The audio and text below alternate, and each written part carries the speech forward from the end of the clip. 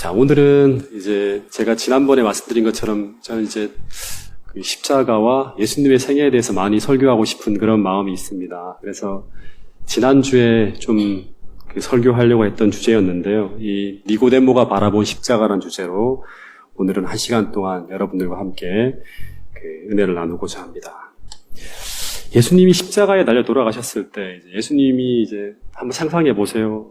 머리컬이 다 틀어져 있고 피투성이가 된 이제 그분의 시신을 이렇게 바라봤어요. 제자들은 이분이 절대 안 돌아가실 줄 알았어요. 근데 돌아가신 거예요. 이때 이 제자들은 완전히 절망했다 그럽니다. 이제 끝이다.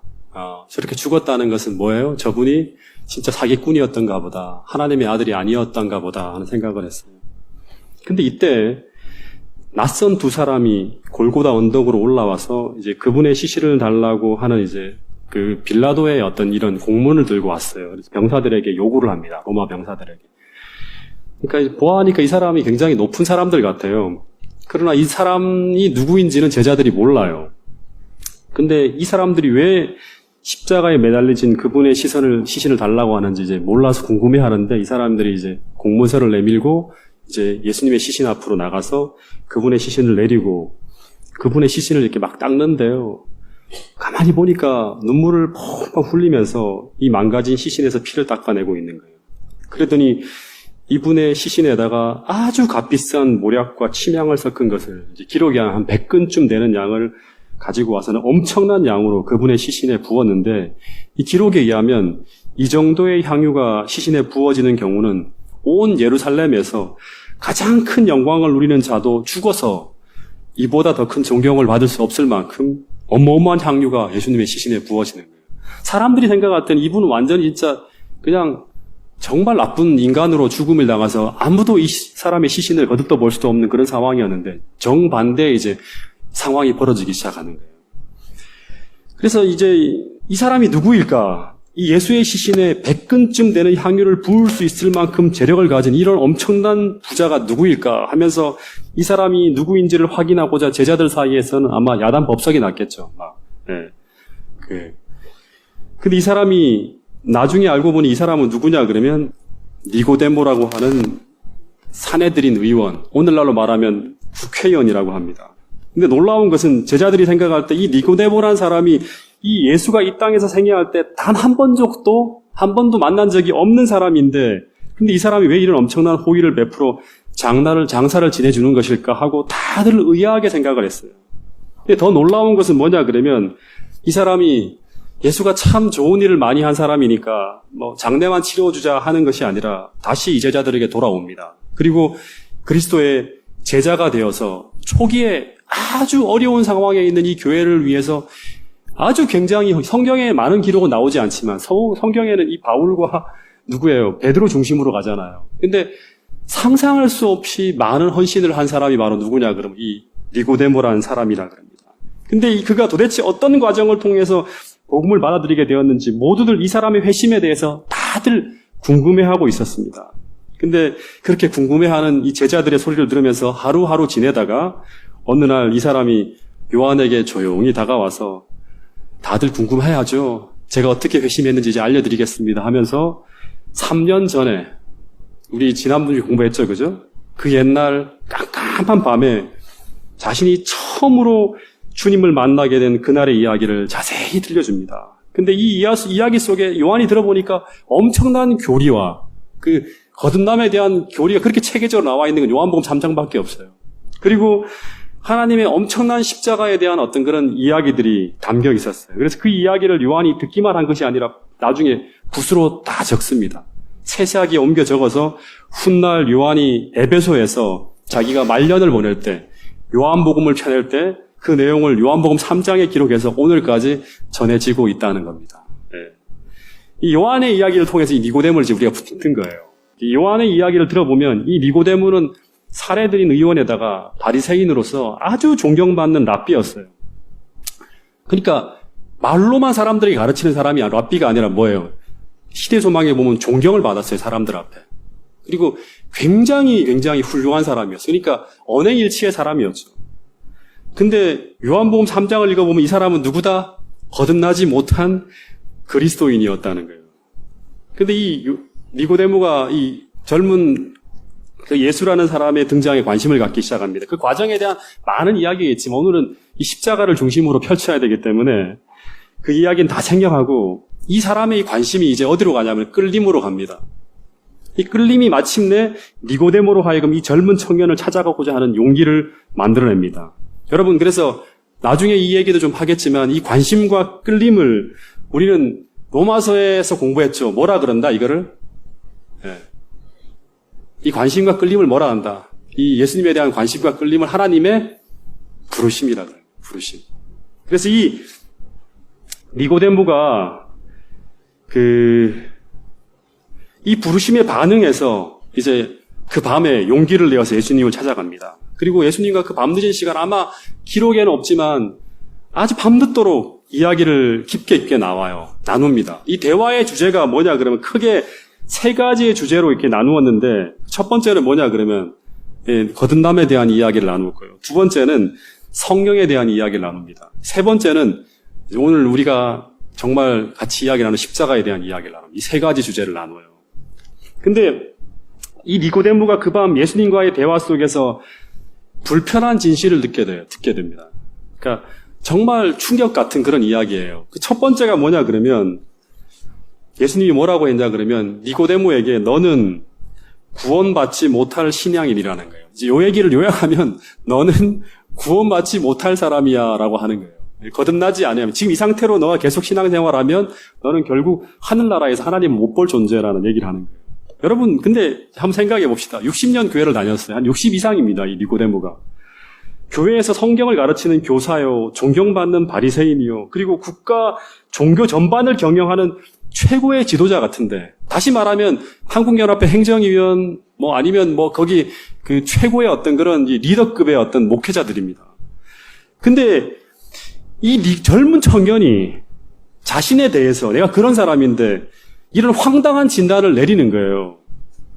원래 니고데모는 자신의 신앙에 대한 이야기가 아니라 이 당시 국가 종교의 부패에 대한 시국 이야기를 논하러 왔지 자신의 신앙을 점검받으러 온 것이 아니었어요, 원래. 근데 뜻밖의 시작부터 던지는 이야기가 아예 공감할 수 없는 그런 이야기를 막 하는데 막 견디기 힘든 거예요. 너 거듭나지 못했다고 하는 거예요. 여러분, 거듭나지 못했다는 말이 무슨 말입니까? 이거를 이제 쉽게 풉시다. 오늘날의 용어로. 쉽게 말하면 당신은 지금 하나님 나라의 백성이 아니다라는 거예요. 아직까지 여전히 사망의 땅에 넌 있다는 거예요. 네. 다시 말해 이 젊은 청년이 이 사내들인 의원을 뭐와 같은 취급을 하냐 그러면 이방인과 같은 위치에 두는 아주 모독적인 말을 지금 하고 있는 거예요. 당시 상황의 정서로 이해를 하면.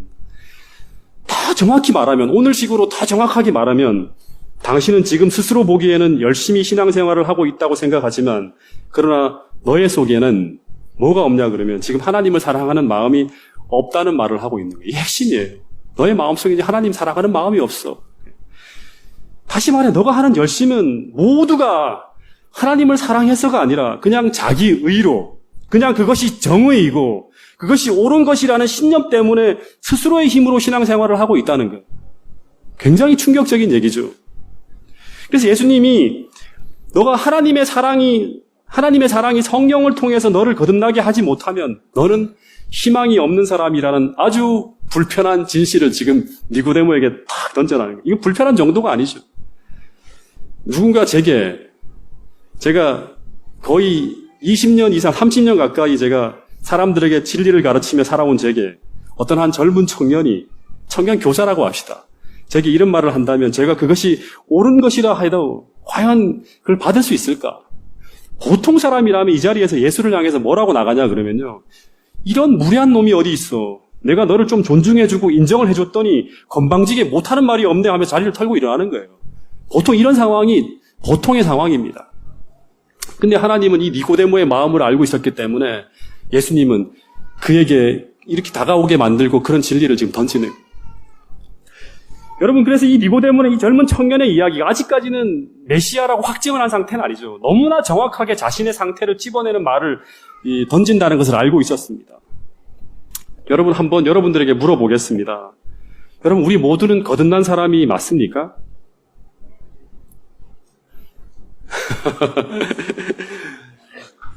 한 가지만 확인해 봅시다. 그러면 핵심이 이거예요. 제가 성경을 쭉 연구해 보니까 여러분의 마음에는 예수를 사랑하는 마음이 살아 있습니까? 네. 여러분, 다시 더 구체적으로 얘기하면 그 예수를 사랑하는 마음이 여러분의 봉사와 여러분의 헌신을 가능하게 하고 현재 여러분의 신앙을 이끌고 있습니까? 하고 묻는 거예요. 이게 이제 3장, 요한복음 3장의 이야기, 너가 거듭났냐 하는 거는 바로 이거예요. 창세기 3장 15절에 보면 죄를 미워하는 마음, 하나님을 사랑하는 마음, 하나님 뜻대로 살고자 하는 이 마음이 십자가의 은혜를 통해 너희들의 마음속에 불타오르고 있는가 하는 거예요. 용서받은 자의 그 경험, 그 사랑이 여러분들의 마음에 담겨 있는가 하는 거예요. 여러분, 이 불이 꺼져 있다면 여러분은 신앙의 시작점으로 다시 좀 돌아가야 돼요. 니고데모와 같은 위치에 있는 거예요. 이 불이 꺼진 상태로 계속 진행한다 그러면 여러분들은 그냥 배터리가 다 방전되어 있는데 에너지도 없이 그냥 흘러가는 관성으로 지금 신앙생활을 하고 있는 거예요. 다시 말하면 이건 어떤 장애가 닥치고 어떤 문제가 닥쳐온다 그러면 그 멈추는 거예요. 언젠가. 다시 말하면 언제 멈출지 모르는 아슬아슬한 모습으로 굴러가고 있는 거예요. 여러분, 오늘 이 시간 꼭 여러분의 마음속에 있는 하나님의 사랑을 확인할 수 있는 그런 시간이 될 수 있기를 간절히 바라겠습니다. 또 하나 불편한 진실을 듣게 되는데 그건 바로 이거예요. 니고데모는 예수님이 평소에 자기가 알고 있는 굉장히 박학다식한 사람인데 자기가 알고 있는 이야기와 다른 이야기로 하나님의 역사를 풀어내고 있는 거예요. 좀 당황해서 이 하나님의 역사가 어떻게 이루어지는지를 묻게 됩니다. 다시 말해서 뭐라 그러냐 그러면 이제 예수님의 이야기를 쭉 듣다가 어떻게 그런 일이 있을 수 있습니까? 하고 물었어요. 그랬더니 예수님이 뭐라고 대답을 하죠? 또 기분 나쁜 말을 해요. 아주 기분 나쁜 말을 해요. 제가 듣고 있으면 계속 기분 나빠, 이거 얘기가 듣는데. 예. 뭐라 그러냐 그러면 예수님이 이런 말을 하면 너는 이스라엘의 선생으로서 이러한 것들을 알지 못하느냐고. 다시 말해 너는 60년 이상 교회를 다녔고 그리고 또 그것을 가르쳐오고 있는 이 선생으로서 이것을 모른단 말이냐, 이 기초도 하는 거예요. 그러면서 하는 말씀이 뭐냐 그러면 이런 말을 합니다. 이것도 기분 나빠요. 예. 나는 아는 것을 말하고 본 것을 증언한다고. 여러분, 이 말이 무슨 말이냐 그러면 나는 우리가 아는 것을 말하고 본 것을 증언한다는 이 말은 나는 내가 경험하고 체험한 것을 증거하지만 그러나 너는 아무것도 경험하지 않은 이야기들을 그냥 이론으로서 말하고 가르치고 있다고 말하고 있는 거예요. 그러면서 또 하시는 말씀이 뭐냐 그러면 이런 말이에요.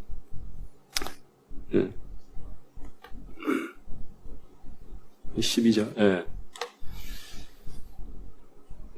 내가 땅의 일을 말하여도 믿지 아니하거든 하물며 하늘의 일을 말하면 어떻게 믿겠느냐고 하는, 이게 같이 연결되는 거예요. 이게 무슨 말이냐 그러면 이 거듭남의 경험, 성령의 역사, 이 모든 하나님의 역사는 지금 어떻게 이 땅에서 지금 다 벌어지고 있는 일이라는 거예요.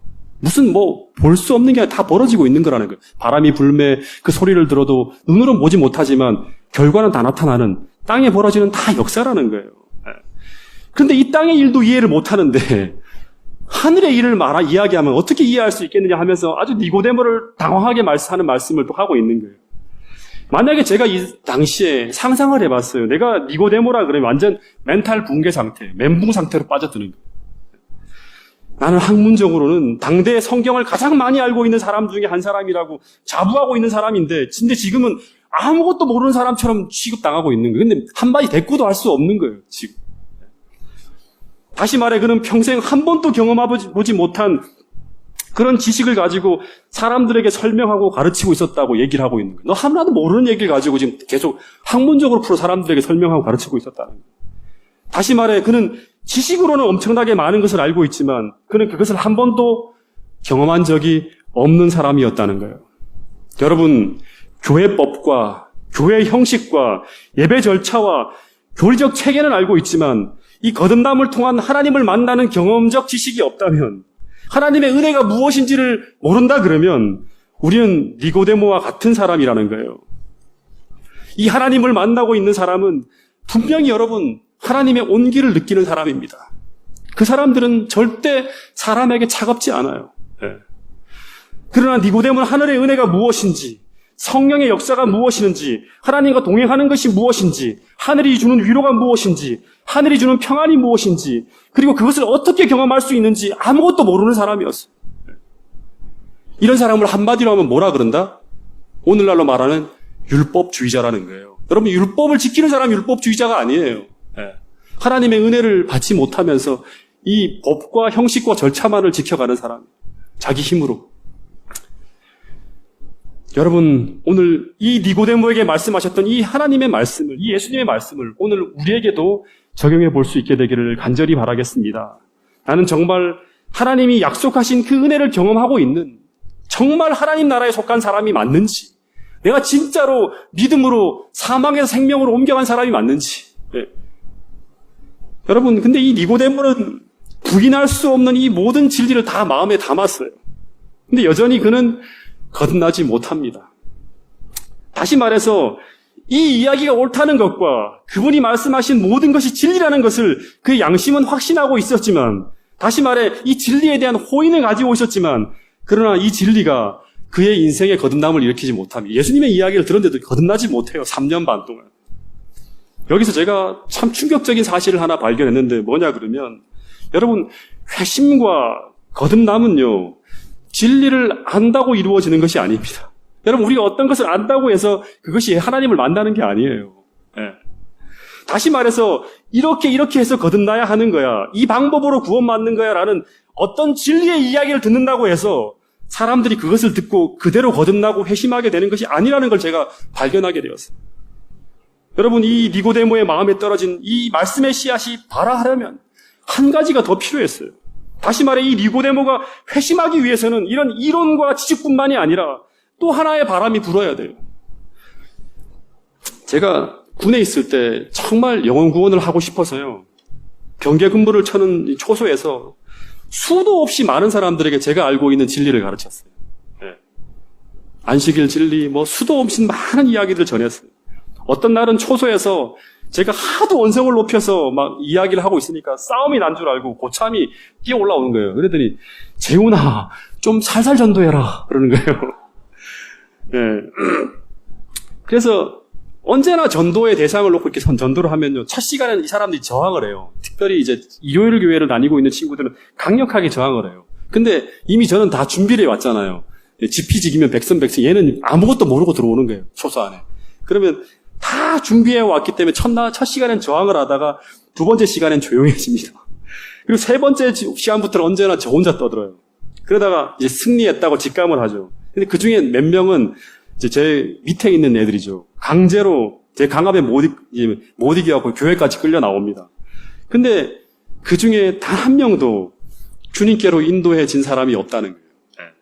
다시 말하면 그 중에 절반 이상은 모든 것을 다 알아요. 왜냐 그러면 계속 이야기를 들으니까 저한테. 심지어 진리를 인정하기까지 해요. 아, 안식일 교회, 안식일 맞다. 진짜 맞다 그래요. 그러나 니고데모처럼 회심하는 지점에까지 나아가지 못했다는 거예요. 여러분, 진정한 그리스도인이 된다는 것은 어떤 이론과 어떤 성경적 지식을 배우고 익혀서 되어지는 것이 아니라는 것이 바로 요한복음 3장을 통해서 주님이 말씀해 주시는 핵심적인 진리예요. 메시지입니다. 여러분, 이 니고데모는 이 세상에서 하나님의 말씀을 가장 많이 아는 사람 중 한 사람이에요. 왜냐하면 그 당시에 종교 지도자가 된다는 것은 뭐예요? 가장 공부를 잘하는 사람이어야 되고, 당시에 다 랍비들이 전 뭘 공부합니까? 토라를 공부하잖아요. 그래서 그걸 가지고 국가 경영을 하는 사람이기 때문에 성경 공부를 잘해야지만 다 출세하는 거예요. 최고의 출세 지점에 올라갔기 때문에 이 사람들은 경쟁하고 경쟁해서 최고로 성경을 많이 아는 사람이에요. 근데 그 지식이 넘침에도 불구하고 그는 하나님의 백성이 아니었다는 사실이에요. 이것이 우리로 하여금 굉장히 많은 걸 생각하게 만들어야 돼요. 마찬가지입니다. 오늘 우리가 안식일 진리, 영원 불멸, 심지어 세천사의 기별까지 모든 것을 다 알아도 우리는 회심하지 못한 사람일 수 있다는 거예요. 어제 지은이가 설교한 것처럼 우리는 여전히 그 진리대로가 아니라 우리의 소견대로 살아가는 사람들일 수 있습니다. 다시 말해서 그 진리가 우리의 지식 속에 담겨져 있지만 그것이 우리를 움직이지 못하는 비활성 상태로 우리 함께 담겨져 있을 수 있다는 거예요. 그런데 뒤에 문 좀 여세요. 60년 동안 변화시키지 못했던 그를 뒤바꾸게 만드는 대사건이 벌어지는 이야기가 이제 펼쳐집니다. 이제부터는 잘 들으세요. 바로 오늘 이야기의 핵심입니다. 니고데모가 요한에게 들려준 그 다음 이야기는 바로 이것이에요. 이 니고데모가 아마 상상을 하는 거죠. 불편한 마음을 가지고 예수님을 떠나려 합니다. 아, 진짜 잘못 왔다. 되게 불편하다, 이거. 떠나려 하자. 뭐 이런 사람인지 몰랐네. 아주 계속 불편한 얘기만 하네 하고 딱 이제 떠나려 하자. 예수님이 이런 말씀을 마지막으로 던집니다. 우리가 잘 주목하지 않는 이야기인데요. 거듭남에 대한 이야기만 하지. 예수님이 뭐라 그러냐 그러면 니고데모야, 모세가 광야에서 뱀을 든 거 알지? 그 이야기 알지? 다 외우고 있죠. 그것 같이 마치 내가 땅에서 장대에 매달린 뱀처럼 땅에서 매달리게 되는 일이 벌어질 텐데 이제 불편한 이야기를 다 던지고 이게 열매 맺기 위해서는 이게 필요한 거예요. 그러면 그 모습을 보고 수많은 사람들이 내게로 이끌려오는 일이 벌어지게 될 거라고. 이게 요한복음 12장 32절의 이야기와 같이 연결되는 거예요. 이 니고데모에게 한 이야기는 아니죠. 요한복음 12장 32절은. 다시 말해 니고데모야, 언젠가 너는 내가 땅에서 들려지는 장면을 보게 될 것이라고. 마치 1500년 전 모세가 장대에 달린 구리뱀을 들어 올린 것처럼 내가 땅에서 뱀처럼 흉악한 죄인의 영상으로 들려지는 일이 벌어질 텐데 그때 모든 사람들이 그 모습을 보고 내게 이끌려지는 일을 보게 될 거라고. 그때 너도 이끌려지게 될 거라는 얘기를 합니다. 이 이야기를 들으면서 니고데모가 어떤 생각을 했을까요? 무슨 똥따지 같은 소리를 하고 있는가? 이 사람이 하고 다시 돌아서 나가려 하는데 그때 그 등 뒤에다 대고 예수님이 하나 더 말씀하셨는데 그것은 그 깜깜한 밤에 니고데모에게 잊을 수 없는 말씀이었어요. 예수님이 니고데모에게 이런 말을 하는 거예요. 니고데모야, 내가 한 말 잊지 말라고. 내가 그렇게 땅에서 들려지는 이유는 바로 하나님이 세상을 이처럼 사랑하사, 다시 말해 하나님이 너를 너무나 사랑하기 때문에 하나님의 아들인 나를, 독생자는 하나님의 아들이잖아요. 나를 이렇게 십자가에 매달리게 내어주는 것이라고. 그런데 그렇게 하신 이유는 바로 나를 믿는 자마다 구원을 얻게 하려고 그렇게 하셨다는 거예요. 이 이해가 잘 안 되는 이야기를 듣고 니고데모는 돌아갑니다. 그런데 이 이야기가 이해되지 못할 때는요, 그에게는 어떤 변화도 일어나지 않아요. 우리처럼. 이 진리가 그를 변화시키지 못합니다.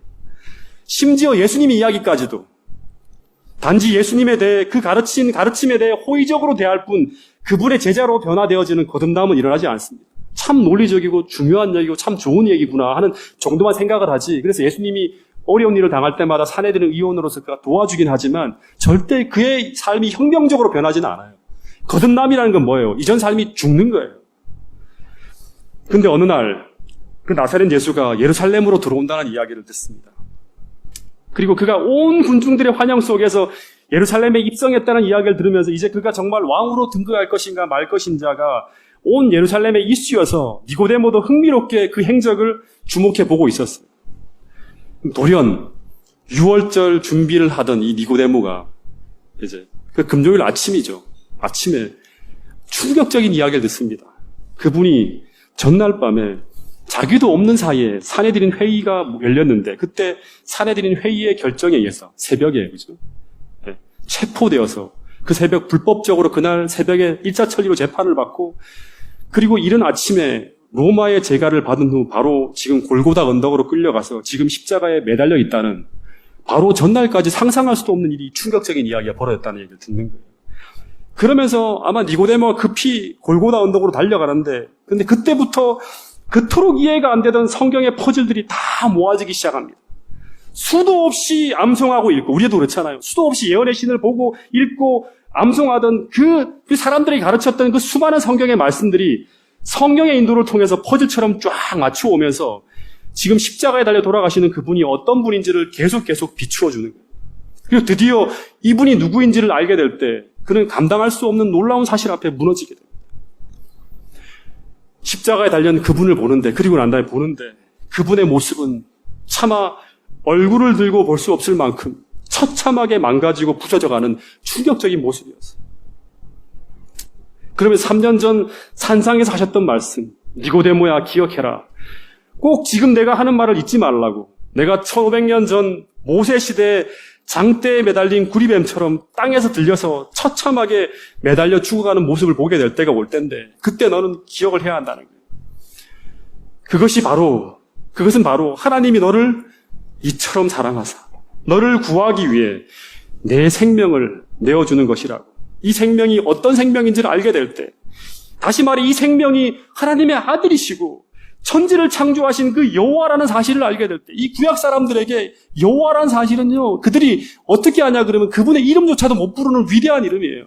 그래서 그분의 이름을 적을 때마다 붓을 꺾고 목욕제게 할 만큼 그렇게 거룩하고 위대한 하나님이 바로 어떻게 되어져 가냐면 완전히 형체도 알아볼 수 없을 만큼 처참하게 죽어가는, 그 사실을 알게 될 때 너는 나에게로 끌려오게 될 것이라고. 이 진실 앞에 너는 넋을 나가게 될 거야.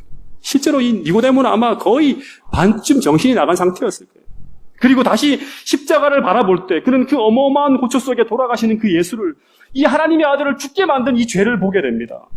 그동안 내가 너무나 잘나 보였고 너무나 똑똑하고 너무나 훌륭한 사람인 줄 알았던데 전혀 보이지 않던 이 죄가, 이 누더기 같은 더러운 자신의 죄가 보이기 시작합니다. 내가 얼마나 잘못된 사람인지, 그리고 나의 이 죄 때문에 지금 그분이 어마어마한 고초 속에 돌아가시는 장면을 보면서 그는 십자가 앞에서 아마 통곡을 하며 회개했을 거예요. 그리고 난 후에 그는 완전히 다른 사람으로 태어납니다. 어떻게 다른 사람으로 태어나냐 그러면 그는 돌아가서 빌라도에게 예수님의 시신을 요구합니다.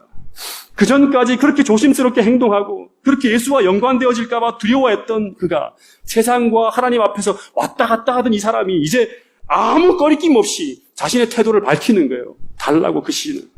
십자가 전과 후가 완전히 다른 거예요. 그리고 예수님이 돌아가신 그 골고다 언덕으로 올라갑니다. 모든 제자들이 예수를 버리고 다 흩어진 그때 가장 용감하게 그분의 버려진 시신을 수습하며 장례하기 위해 그 골고다 언덕으로 올라가고 있는 거예요. 아무 사람들이 없는 그 쓸쓸한 곳에 비참하게 매달려 계신 그분의 시신을 내릴 때 제가 생각하는데요, 니고데모가 얼마나 울었을까 생각해봅니다. 감겨진 눈꺼풀, 뚫려진 손과 발, 그리고 옆구리, 누더기처럼 난자당한 그분의 등을 하나하나 어루만지면서 그 상처 하나하나를 만지면서 그분의 시신을 닦아 내려갈 때 얼마나 울었을까요? 그리고 향유를 부을 때 그가 그 냄새를 맡으면서 얼마나 통곡하며 울었을까 생각해봐요. 계속 눈물이 나는 거예요. 왜 울까요? 그 상처 하나하나가 바로 나를 사랑하사 나를 위해 나 때문에 당하신 상처임을 그가 이제 하나하나마다 다 느끼기 때문에. 여러분, 그래서 2000년 전 역사 속에 그분이 십자가에 달려 돌아가셨다는 것을 골백 번 들른다 하도 우리는 변화되지 않아요. 그분의 그 십자가가 이제 니고데모처럼 내 가슴에 세워져야지만 니고데모처럼 참된 회심을 하게 되는 거예요. 여러분, 이 예수님의 사랑을 발견한 사람은, 그 상처 하나하나가 다 나 때문에 저렇게 당하고 계신 거라는 걸 느끼는 사람은 그 하나님의 사랑 때문에 분명히 다시 태어나게 된다는 것이 이 십자가를 경험한 사람들의 일관된 이야기들입니다. 그 사람들은 이렇게 산다 그럽니다. 자, 같이 읽어보겠습니다. 갈라디아서 2장 20절입니다. 시작. 내가 그리스도와 함께 십자가에 못 박혔나니 그런즉 이제는 내가 산 것이 아니요 오직 내 안에 그리스도께서 사신 것이라. 이제 내가 육체 가운데 사는 것은 나를 사랑하사 나를 위하여 자기 몸을 버리신 하나님의 아들을 믿는 믿음 안에서 사는 것이라. 네, 여러분, 기독교의 신앙은요, 니고데모에겐 이게 없었어요. 기독교의 신앙은 바로 뭐냐 그러면 우리 힘으로 가는 게 아니에요. 우리 힘으로 사는 것도 아니에요. 이 말씀을 우리가 많이 묵상을 해야 될 필요가 있는 것 같아요. 기독교의 신앙은 바로 나를 사랑하사 나를 위해 생명을 버리신 그 하나님을 믿는 믿음 안에 사는 것이 바로 신앙생활의 본질이라고 사도 바울은 이야기하고 있습니다. 근데 이 갈라디아서 2장 20절 다음에 3장에 보면 또 이런 얘기를 해요. 예수 그리스도께서 십자가에 못 박히신 것이 밝히 보이거늘.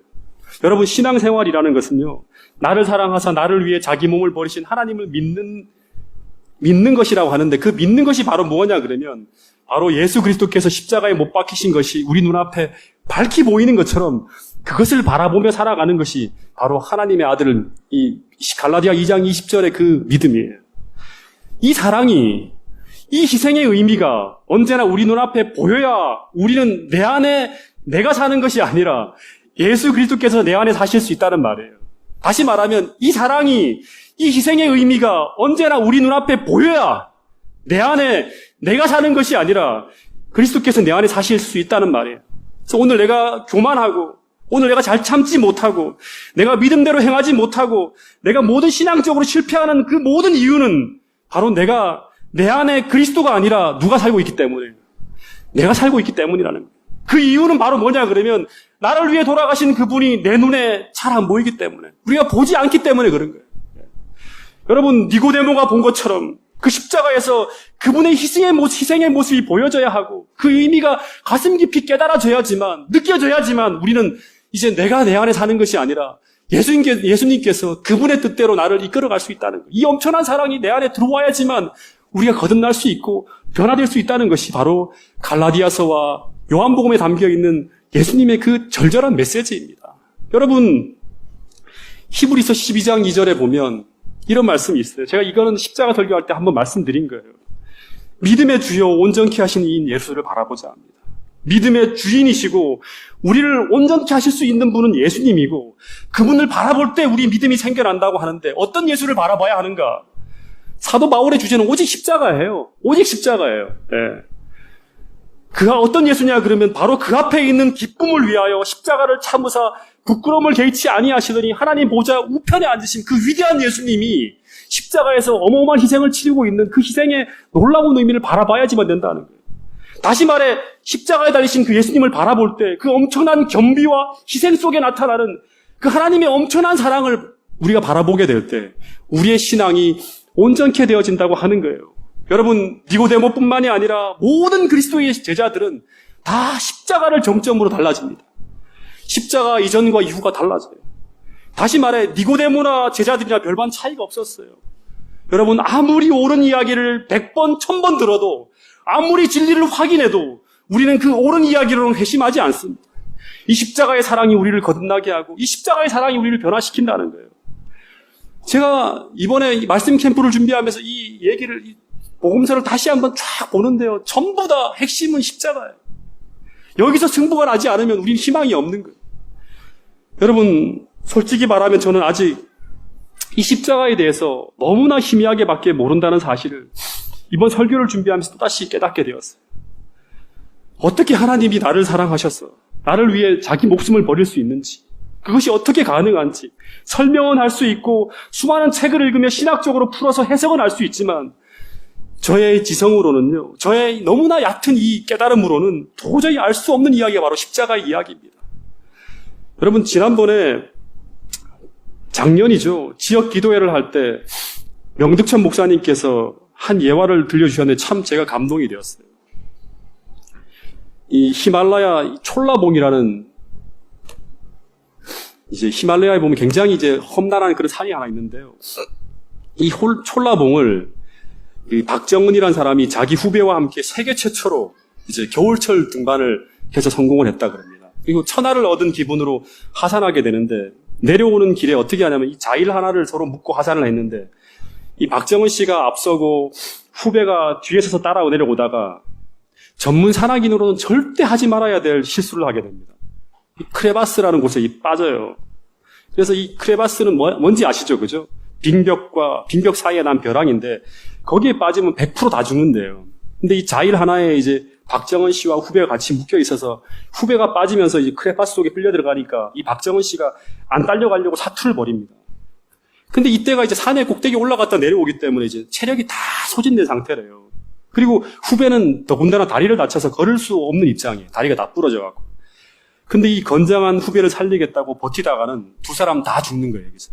근데 이때 박정은 씨가 선택을 해야 됐어요. 다시 말해, 이 자의를 끊고 혼자 살아 내려가든지 아니면 동료를 구하기 위해 뭐를 걸어야 되냐고, 내 목숨을 걸어야 돼요. 도박을 하는 거죠. 다 죽을 수도 있는 거예요. 근데 대부분의 상식은 이런 상황에서 자의를 끊고 홀로 내려가는 것이 산악인의 상식이라 그럽니다. 심지어 20년 전에 세계적인 어떤 이 산악인인 이 메스너라는 사람이 등반 도중에 그 자기 친동생이 이 크레바스에 빠졌어요. 근데 그 두 사람이 다 죽는 것보다 한 사람이라 살아나는 것이 옳은 일이라 생각해서 그 결국 자의를 끊고 동생을 죽이고 자기 혼자 내려오는 길을 택한 그런 일이 있었어요. 근데 아무도 그 사람을 비난하지 않았다 그럽니다. 다시 말해서 일반 사람들은 그것이 정당하게 보는 거예요. 희생해봤자 결국에는 함께 죽을 수 있는 위험에 빠지게 되고 둘이 살아난다 하더라도 나중에 몸이 다 망가지는 거예요. 근데 이 박정은 씨가 몇 시간씩 사투를 벌이다가 결국 그 후배를 살려냅니다. 그리고 기적이 일어난 거죠. 그리고 제대로 걷지 못하는 후배를 데리고 산을 내려오다가 결국에는 손가락 동상으로 인해서 8개의 손가락을 다 잘라내요. 8개. 30대 후반이에요. 손가락을 다 잃었으니까 그 대가로 뭘 못합니까? 그토록 좋아하는 산악인의 생명이 끝나는 거예요. 그리고 이 동료를 살리기 위해서 그 상황에 자의를 끊지 않고 손가락 8개를 희생하며 등반가로서의 생명이 끝난 이 사람의 행동에 대해서 처음에는 참 희생이 숭고하다고 말은 하지만 그러나 시간이 지나면서 결국 자신의 등반가로서의 인생이 끝나게 만든 이런 선택은 어리석은 선택이라고 사람들이 이야기를 하게 됩니다. 다시 말해서 이 희생을 통해서 어떤 대가를 얻었는가를 따지는 거예요. 다시 말해 이 동료를 살리기 위해서 손가락 8개를 희생했지만 그에 따른 대가는 없어요. 고맙다는 말, 그 다음에 이런 정도지. 자기는 평생 이제 뭐로 살아요? 등산을 못하는 거예요. 불구로 살아가는 거예요. 등산가로의 생명이 끝나고 불편한 불구의 몸을 살아가는 게 전부예요. 여러분 정말로 남 살리겠다며 죄 죽겠다는 사람이 세상에 거의 없습니다. 여러분 세상은 한 사람을 살리기 위해서 자신의 손가락 8개를 자르는 것도 이해 못하는 세상이 지금 세상이에요. 하물며 10,000원 한 장을 주더라도 공짜로 주는 게 없어요, 세상은. 근데 하물며 하나님의 아들이 나를 사랑해서 나를 살리기 위해서 이 땅에 오셔서 나를 대신해서 자기 몸을 버리셨다는 이 말을 여러분도 어떻게 받아들일 수 있습니까? 박정은 씨처럼 동료 하나님을 위해서도 아니에요. 이런 천한 쓸모없는 인간을 위해서, 그것도 자신을 사랑하지도 않고 좋아하지도 않는 이런 인간들을 위해서 그 위대한 하나님이 어떻게 자기 목숨을 버리실 수 있는가? 설명을 할 수 있고 신학적으로 풀 수는 있지만 느껴지지 않는 거예요. 여러분 근데 제가 최근에 계시록 쭉 연구하면서 계시록 4장 5장에서 말하는 증언은요, 거기에 죽임을 당한 어린 양이 등장하는데요, 다시 말해 십자가에 달려 돌아가신 주님의 이야기가 거기 나오는데 그분은 어떤 분인가 하면 여러분 한번 요한계시록 4장 5장을 읽어보세요. 하늘의 천천만만의 천사와 24장로와 온 하늘과 온 땅과 온 우주의 주인으로서 찬양과 경배를 받으시는 분이 바로 죽임을 당한 어린 양이라고 합니다. 다시 말해 보좌에 앉으신 그 위대한 하나님이 사복음서에서 그 처참하게 십자가에 달려 그렇게 조롱당하고 그렇게 고통당하며 죽으셨다는 말을 이야기하고 있는 거예요. 근데 도저히 믿기지 않는 그 사건이 일어나게 만든 이유는 바로 뭐냐 그러면 그분이 나를 너무나 사랑하시기 때문에 나를 살리기 위해서 자기 몸을 버리셨다는 거예요. 내가 너무나 귀하기 때문에, 내가 너무나 사랑스럽기 때문에 그 하나님의 생명이 나를 위해서 바쳐졌다는 이 사실을, 이 사랑을 받아들이면서 그 믿음으로 사는 사람들이 바로 누구냐 그러면 참된 그리스도인입니다. 온 우주는 이 사실 앞에 경탄에 빠졌고 이 주제로 말미암아 하나님의 사랑이 완전히 드러났다 그럽니다. 완전히 드러났다는 거예요. 여러분 그 믿음을 가진 사람들은 바로 이런 고백을 한다 그래요. 내가 이제 그리스도와 함께 십자가에 못 박혔다고, 나도 그분과 함께 죽었다고, 그런즉 이제 내가 사는 것이 아니라 오직 내 안에 그리스도께서 사신 것이다. 이 말이 무슨 말인가 하면 이제 내가 육체 가운데 사는 건 살아있지만 이 생명은 내 생명이 아니라고, 내가 주인이 아니라고, 나를 사랑하사 나를 위하여 자기 몸을 버리신 하나님의 아들을 믿는 믿음 안에 사는 것이 바로 그리스도인의 삶이라 하는 거예요. 여러분 기독교의 신앙은 바로 나를 위해 사는 게 아니에요. 나를 사랑하사 나를 위해 생명을 버리신 하나님을 믿는 믿음 안에 사는 것이 바로 그리스도인의 신앙의 본질이라고 사도 바울은 이야기하고 있는 거예요. 그래서 아무리 우리에게 고통스러운 일이 벌어지고 우리가 여러 가지 어떤 세상적으로 좌절을 경험한다 하더라도 우리가 하나님의 사랑이 끊어진 사람이 아니라 그러면 하나님이 이런 엄청난 사랑을 나에게 부어줬기 때문에 나는 절망하지 않고 그분이 원하시는 그 방향으로 계속 경주해 나가는 것이 바로 사도 바울의 바로 고백이었어요. 여러분 이 십자가의 사랑을 우리가 생각하면서 니고데모를 변화시킨 이 사랑을 생각하면서 오늘 이 찬양의 호소를 같이 듣도록 하겠습니다. 여러분 정말 이 찬양에 담긴 이 가사가 여러분들의 마음에 울려 퍼져서 함께 공감하면서 이 찬양의 고백이 여러분의 고백이 될 수 있기를 간절히 바라겠습니다.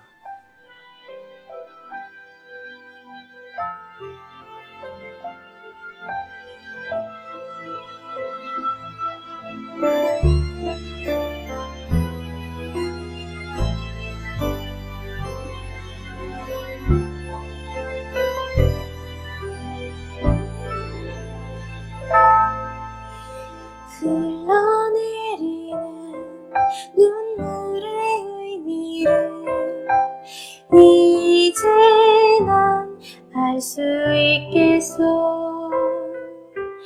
죽어가는 영혼 바라보시는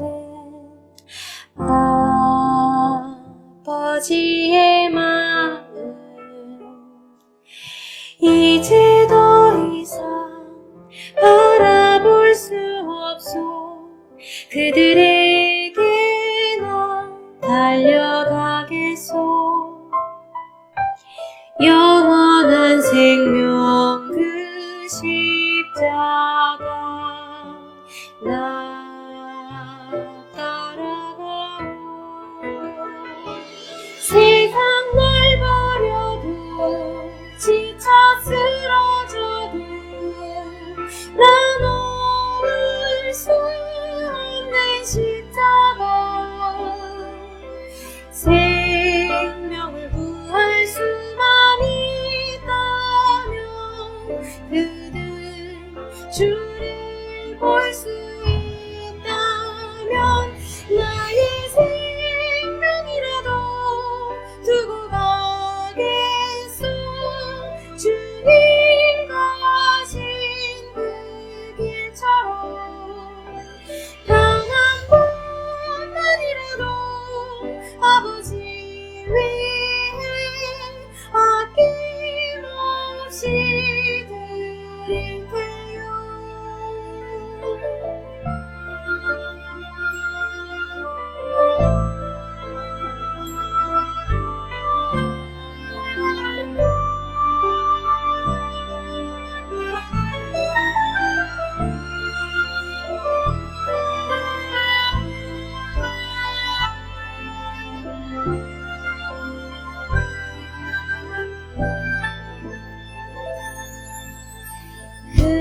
흘러내리는 눈물의 의미를 이제 난 알 수 있겠소.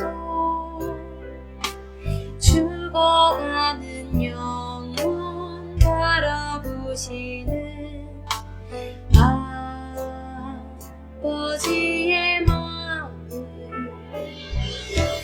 이제 더 이상 바라볼 수 없소. 그들에게 난 달려가겠소. 영원한 생명 그 십자가 나 따라가오. 세상 날 버려도 지쳐 쓰러져도 난 올 수 없는 십자가. 생명을 구할 수만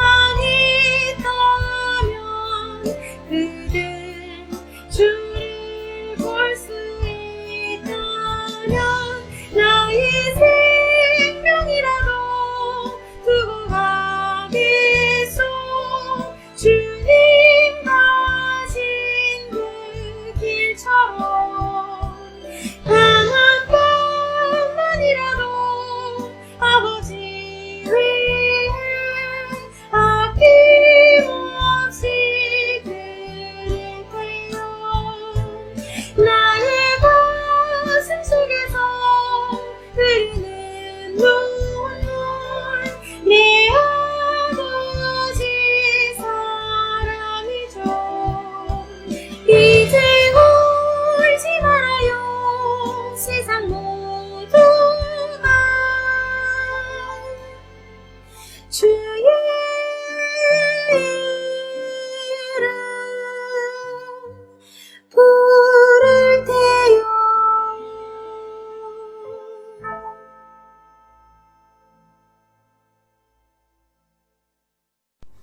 기도하겠습니다. 하늘아버지, 그토록 큰 사랑을 우리가 받았는데, 너무나 큰 사랑을 우리가 경험하고 있는데, 우리는 아직도 우리 안에 사시는 분이 주님이 아니고 우리 자아였음을 주님 고백합니다. 주님, 그 엄청난 구원, 그 사랑이 우리의 가슴에 느껴지게 하여 주시고, 정말 갈라디아서 2장에 나와 있던 그 사도 바울의 고백처럼 주님, 저희들이 이제 사는 것이 나를 사랑하사 나를 위하여 자기 생명을 버리신 그 예수님의 그 사랑 때문에 살아가는 사람들이 될 수 있도록 도와주시옵소서.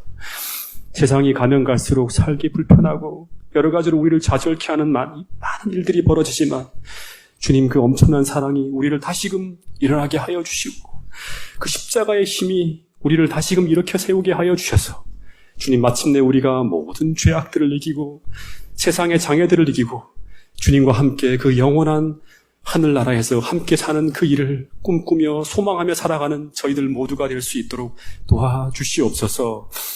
니고데모가 바라봤던 그 예수님의 그 희생의 하나하나의 모습들이 주님, 2000년 전 그냥 역사 속에 벌어진 그러한 객관적인 사실들이 아니라 주님, 그 모든 일들이 나를 사랑하사 나를 위하여 자기 몸을 버리신 예수님의 그 희생이었음을 가슴 깊이 느끼게 하여 주시고 그 뜨거운 십자가의 사랑이 우리 마음속에 불타오를 수 있도록 주님, 도와주시옵소서. 한 주간도 주님, 저희들의 모든 생애를 이 십자가의 사랑이 우리를 이끌게 하시고 우리를 승리로 인도하시는 하나님의 그 놀라운 축복의 경험을 우리 모두가 할 수 있도록 도와주시옵기를 예수님 이름으로 기도드렸습니다. 아멘.